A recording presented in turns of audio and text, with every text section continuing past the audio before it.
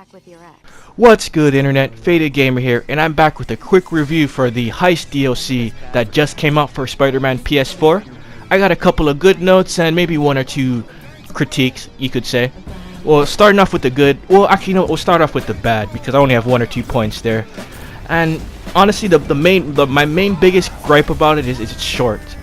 And granted, I've only done the main missions. I'm gonna do the side missions at my leisure, but I just did the main missions to see how long the DLC was, a story mode for it. And I guess it's about, like, depending on how good you're at with the gameplay, at what difficulty you're at, it could take anywhere from an hour to 2 hours, pretty quickly. I mean, there are a couple of like little mini games within the side quest where you do the hacking again and stuff, and they also show you what new side quests there are, which is interesting. There's more to it than just the main story, but the main story I feel like could have been a little bit longer, and that's my biggest gripe for that.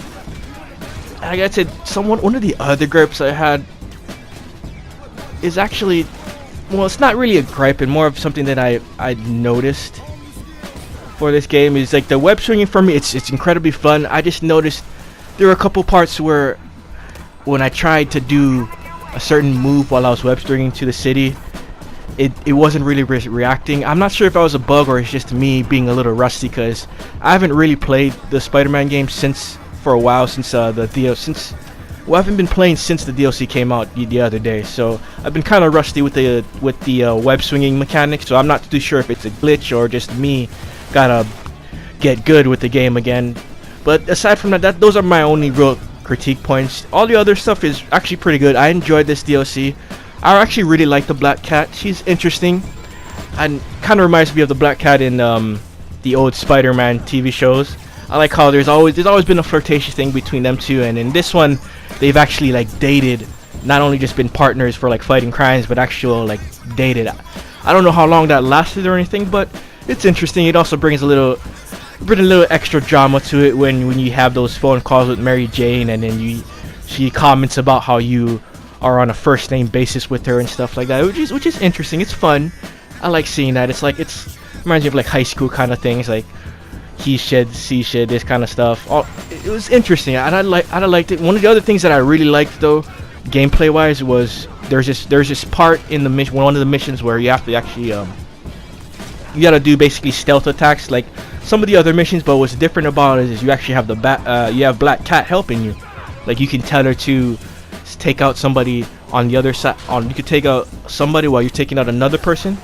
Or what you could do is you can find a group, take out one person, and she'll automatically take out another without having you to tell her to do it. Like, it's almost like it's more reactive than her, because you can tell her what to do, but she'll also do things. She's programmed to do other things as well, which is pretty cool. I like how they got the AI down for her in this game, which is cool. And I'm thinking that's probably going to be the future of the other DLCs, like especially with Miles Morales as well. I think that's where they're going to go. Whether or not they bring him in as another Spider-Man with the next DLC or the last one, I have a feeling the whole Black Cat. And there's also, actually, before I get too far, there's also a part where in combat where she actually kind of helps you as well when in fighting, not just like in stealth.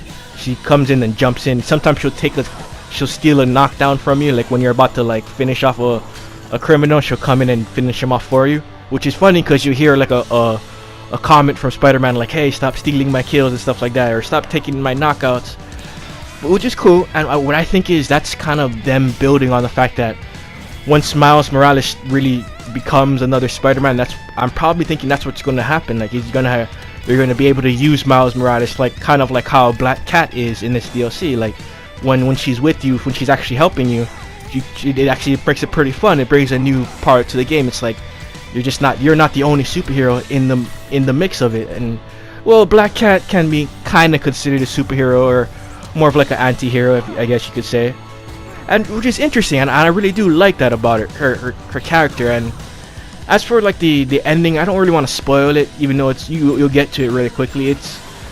I'd say it's a little anticlimactic.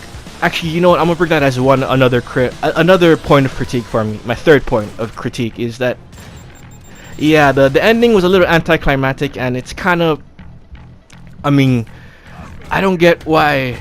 I honestly don't get why Spider-Man reacted the way he does in the ending, towards the ending, because I mean, I'm pretty sure he understands that there's more to it than just what happens at the ending of this DLC.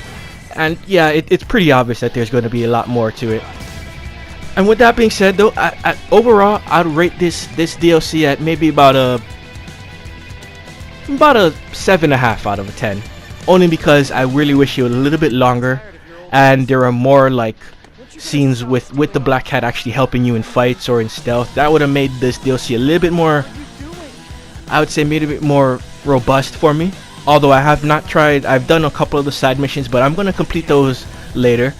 But with that being said, it was enjoyable. It was an enjoyable DLC.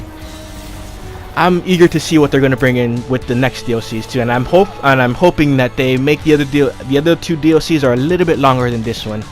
I have a feeling they might be, because of the fact that one of them is definitely going to be, well, I'm gonna make a prediction now. One of them is probably gonna be Miles Morales, and the whole point of the DLC is either you're training Miles Morales or it's right towards the ending of his training, and then boom, you have him helping you out while you're doing stuff, that while you're crime fighting in the city, he's actually swinging with you, or he's in another part of the city doing other things while you're doing one crime.